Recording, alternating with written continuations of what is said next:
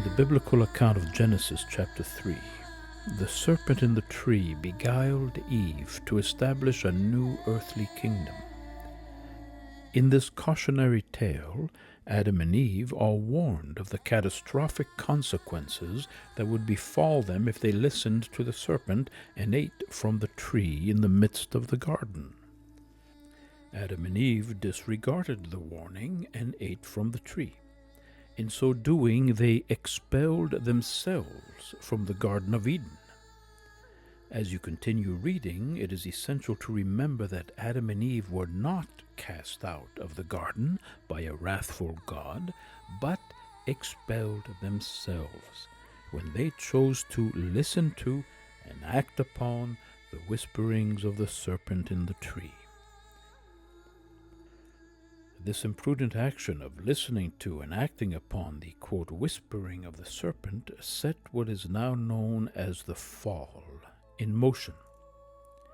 Although initiated thousands of years ago, lost and confused men and women worldwide continue to listen to and act upon the whispering of the serpent in the tree. Consequently, nothing has changed, except that tribulation has markedly intensified with no end in sight. The man-made version of reality, the human nature paradigm, perpetuated by the imprudent actions of lost and confused men and women, continues to implode and destroy itself at an ever-quickening pace. The above paragraph uses symbolic language to describe the events that led to the fall. According to ancient manuscripts, a glorious paradisiacal state existed before the fall. However, what Adam and Eve did to expel themselves from the Garden of Eden remains unexplained. Common sense dictates that it is doubtful that a malevolent talking serpent could have persuaded Eve to eat the fruit from the forbidden tree, an apple, thereby initiating the fall that has persisted to this day. Moreover, taking Adam and Eve's story literally or dismissing it as a historical myth will only hinder you from identifying the cause of the fall. By better understanding the hidden message conveyed through its symbolism, you will learn the cause of the fall and how to better keep yourself from falling. More importantly, you will be contributing to the restoration of the collective consciousness of humankind, which is the true purpose of your presence on earth. At present, your only purpose. Before exploring the symbolic language used in the story of Adam and Eve, let us take a moment and view the Bible from a new perspective. The Bible has been read by billions of people, interpreting it in various ways, some accepting the literal approach, while others have been more imaginative, and some rejecting it altogether.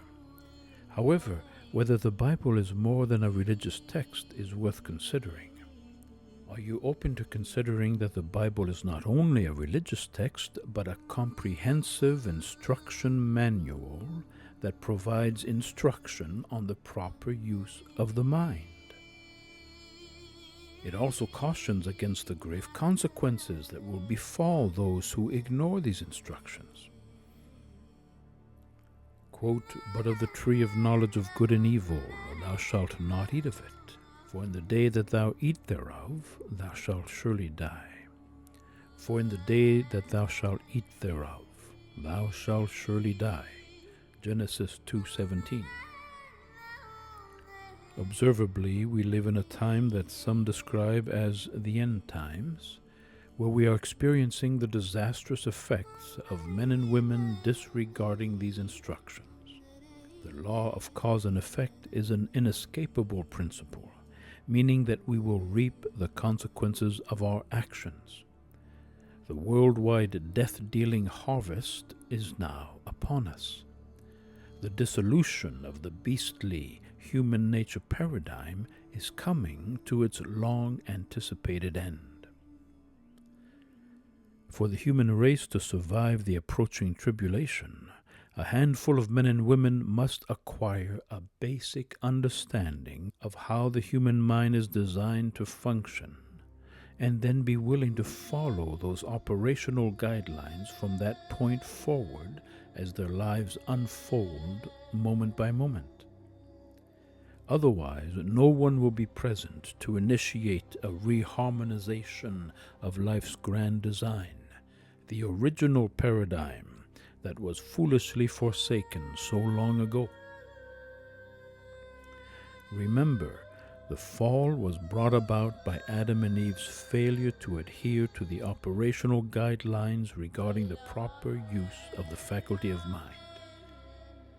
Let us not be so foolish as to fail to learn from the past. The fate of the human race rests in the hands of those willing to relinquish their self-centered ways. There is only one way, life's way.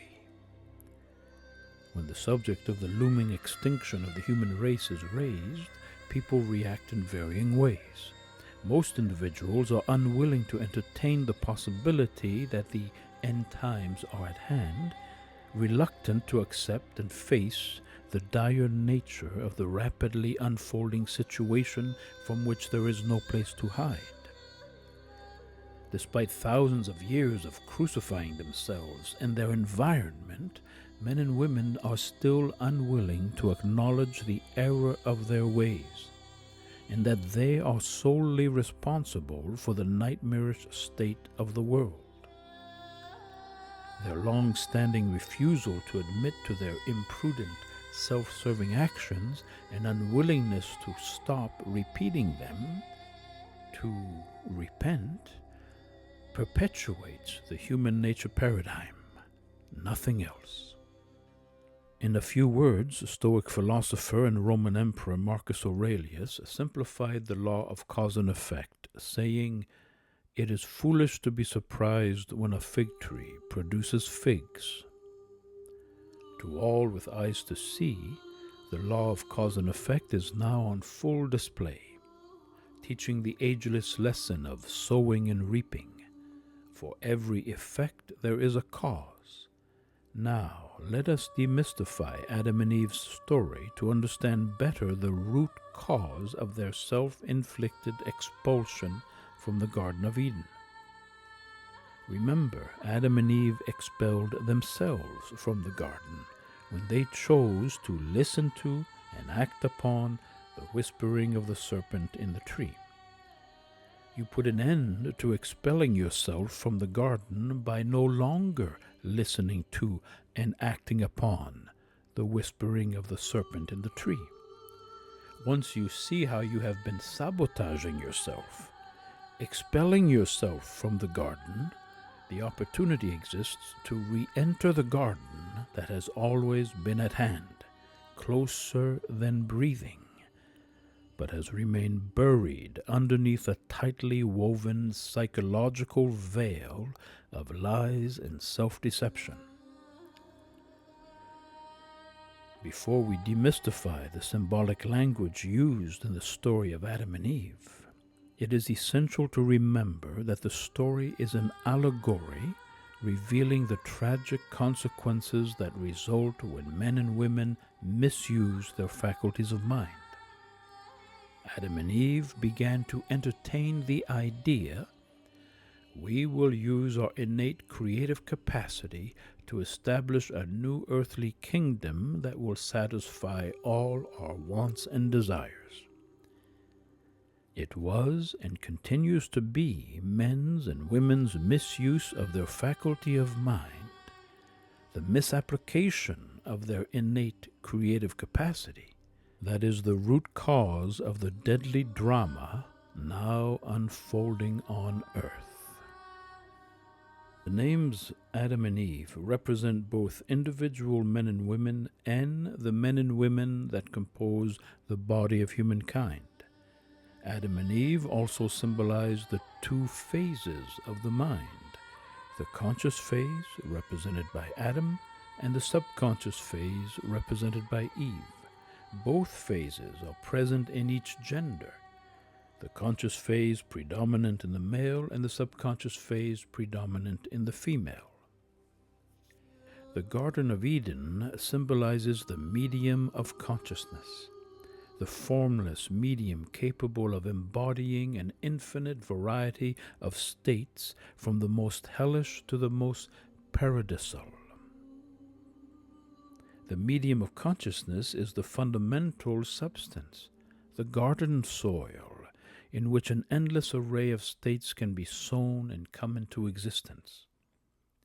The seeds sown into the medium of consciousness, the garden soil, are composed of thoughts and feelings.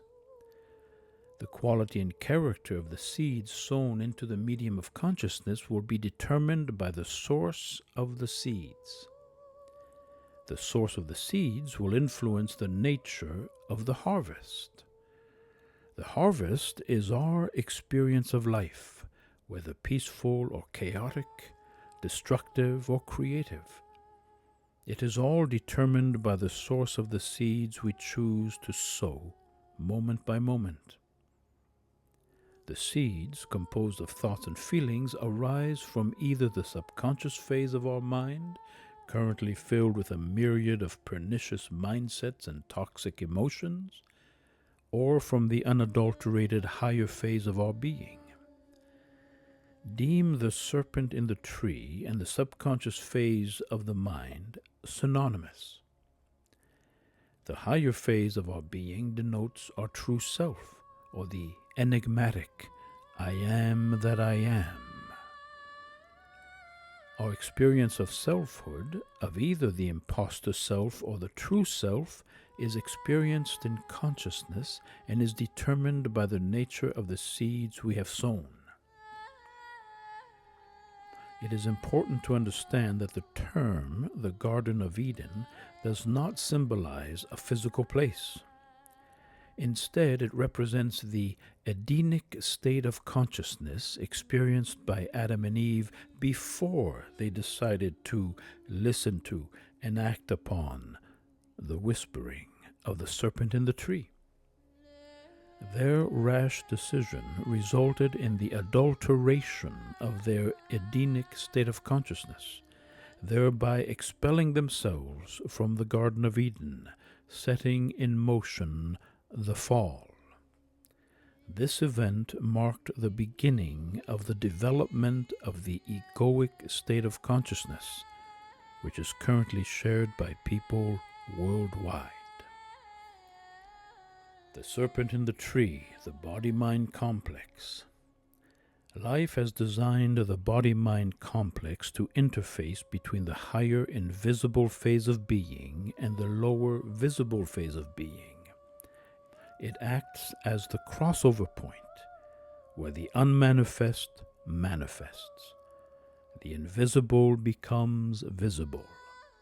The serpent in the tree symbolizes the body-mind complex. The serpent represents the subconscious phase of the mind, and the tree symbolizes the physical body. In the story, the serpent entices Eve to eat from the tree of the knowledge of good and evil. The tree of the knowledge of good and evil symbolizes the subconscious phase of the mind, filled with self-serving, pernicious patterns of thoughts and feelings, judgments, wants, and desires. Adam and Eve heedlessly listened to and acted upon the whispering of the serpent in the tree, resulting in Adam and Eve expelling themselves from the garden, setting in motion what has come to be known as the fall. Tragically, men and women have continued generation after generation to listen to and act upon the whispering of the serpent in the tree, thus ensuring the fulfillment of the warning, "But of the tree of the knowledge of good and evil thou shalt not eat of it, for in the day that thou eatest thereof thou shalt surely die." Genesis 2:17. Before eating from the tree of the knowledge of good and evil, Adam and Eve lived in a paradise-like state of consciousness portrayed as the Garden of Eden. It was only after eating from this tree that they found themselves outside the garden. The story of the fall revolves around the deadly consequences of eating from the tree of the knowledge of good and evil. it is essential to clearly understand the cryptic meaning behind the terms eating and tree. Without a clear understanding of what it means to eat from the tree, one cannot take the necessary first step towards returning to the garden and permanently ending the cause of the fall. Only by ceasing to eat from the tree will one be able to stop falling. Before proceeding, it is crucial that as we drill down, penetrating the hardened layers of misinformation surrounding the cause of the fall, you check to see whether the information presented herein aligns with your personal experience of falling. That is the only way to know whether the information you are now receiving is valid, to check it based on your personal experience. To see the truth, look inside yourself and ask, is it true? Then be still, and the answer will come. Trust your inner knowing. Additionally, remember that the story of the fall is a sublime psychological treatise that describes the catastrophic effects resulting from the misuse of the human faculty of mind. Be assured it is not a fairy tale to be read and summarily forgotten. Once the information and instruction the story provides are understood, you have a choice. Will you continue to listen to and act upon the whispering of the serpent, the impostor's self now masquerading as you? Or will you stop kowtowing to the impostor self's death-dealing directives? Stop sacrificing your life to satisfy the destructive wants and desires of the impostor self now masquerading as you. As always, the choice is yours. The action of Adam and Eve, eating from the tree of the knowledge of good and evil, the forbidden tree, singularly set the fall in motion. What do men and women eating from the forbidden tree represent symbolically? At the physical level, eating refers to ingesting food, drink, and another substance into the body. Once ingested, the food becomes part of the body through digestion. At the physical level, common sense dictates that we should pay close attention to what we eat. Otherwise, we endanger ourselves due to our eating thoughtlessly and unconsciously. Paying attention to what we eat requires close attention to the thoughts and feelings about why and what we eat. Why and what we eat is regulated by the nature of the thoughts and emotions contained within the subconscious phase of the mind, symbolized in the story as both the serpent in the tree and the tree of knowledge of good and evil. The tree of knowledge of good and evil represents the self-serving pernicious patterns of thought and feeling, the judging of good and evil, and the wants and desires that pollute the subconscious phase of men's and women's egoic minds. Adam and Eve's self-centered desire to create a self-satisfying new reality backfired, and instead of the dream world they had envisioned, their imprudent actions, prompted by pernicious patterns of thought and feeling, set in motion the creation of the grievous nightmare world that now engulfs the entire planet. These pernicious patterns of thought and feeling have been passed down from generation to generation for countless ages, thereby perpetuating the fall. We have the ever-present opportunity in each moment to experience a peaceful, joyous, and radiant state of consciousness. However, to experience this Edenic state of consciousness and re-enter the garden, we must be willing to get out of our own way. It is worth reflecting on the saying, if you have a problem, you are the problem, especially as it applies to one's psychological makeup. To effectively solve a problem, we must first identify its underlying cause. Otherwise, the problem persists and remains unresolved. it is glaringly apparent that humanity has backed itself into a corner from which there is no escape if they continue to travel down the well-trodden, dead-end road they are now on. Not until there is a thawing of men's and women's hearts and minds and a willingness to candidly address the cause of the problems we now collectively face will there be any chance for the continuation of the human race. The story of Adam and Eve is addressed to you personally. It provides accurate information and instruction, revealing the root cause of the fall, how to stop from falling, and what is required to experience the Edenic state of consciousness men and women forsook so long ago.